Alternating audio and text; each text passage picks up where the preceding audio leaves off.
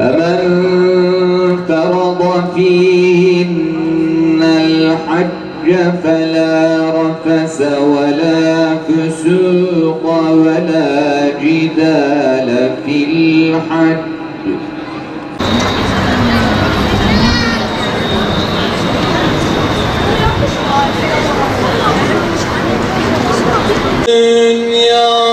dünyamızda girelim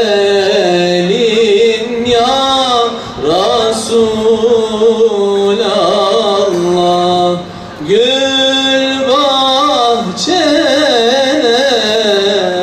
mübarek olsun, yolculuğunuz hayırlı olsun, muhabbetle gidesiniz, feyizle gidesiniz. Dünyaya ait, masivaya ait ne varsa onları buralarda bırakıp boş bir gönülle, tatlı bir gönülle Peygamberimiz Aleyhisselatü Vesselam'ın huzuruna varasınız. Ona özleminizi dile getiresiniz. Ona olan muhabbetinizi, aşkınızı, biatınızı tazeleyesiniz.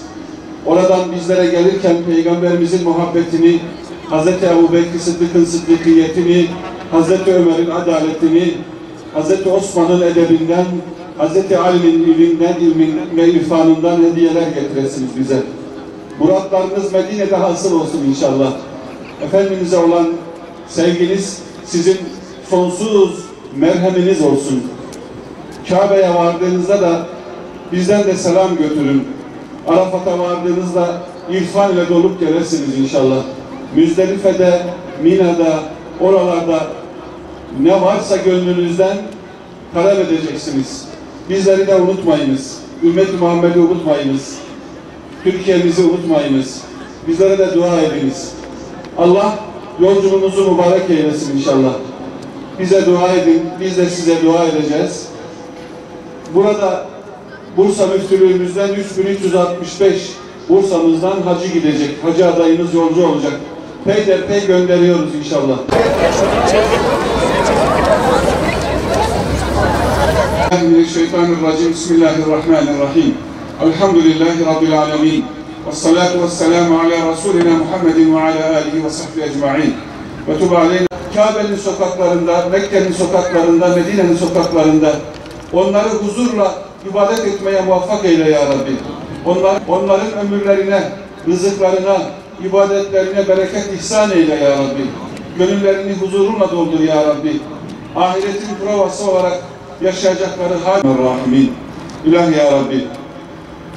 Senin misafirlerini, Kabe yolunun yolcularını, Medine Allahu Ekber ve lillahil hamd. Allah'a seyyidina Muhammedin.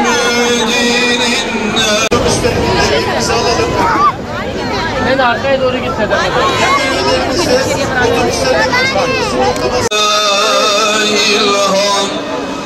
Allahu Ekber, Allahu Ekber, La ilahe illallah.